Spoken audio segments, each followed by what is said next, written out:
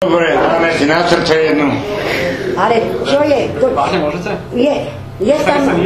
Je tam aj zle, aj dobre, ale toto dieťa kokna majú 18 rokov a malé dieťa 18 rokov na meno Laco. Že týkajú mu proste? Áno. My sme v zime museli plynom kúriť a elektrickým katlama, čo som mal rozjebané okna. Igelico mal na okna. No.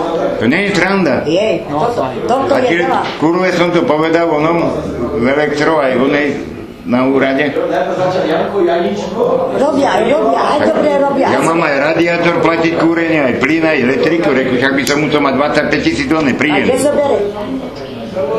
A tak celý tento systém aj tak nemyslí na ľudí ako ste vy. Proste na nezamestnaných sa v tejto dobe aj tak úplne kašľa. On nerobí, syn nerobí, ja nerobí. Ešte bolo dobre, že ja som robila za vodu 304 rokov. A jednu robotu. A dali nám výchove, no. Ale hovoria, že sa to má otvárať. Jedna cigánka, čo robila na Slovensku 34 rokov v jednom závode. 7 rokov som mala. A teraz s ňou one jednajú na úrade práce, a keby v živote nerobila. Tak s ňou jednajú. A k obcom. A taká piča, čo má 25 rokov. A ona má odjebané 34 rokov. Ale nech. Pre mňa či skápem dneska, alebo pozajtrku, mne je to jedno.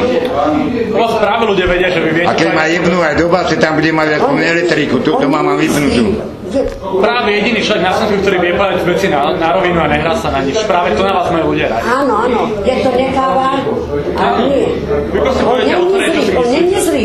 Za to hovorí, keď ma zavrú do basy, tam bude mať aspoň elektriku aj televízor. Doma nemám už ani elektriku.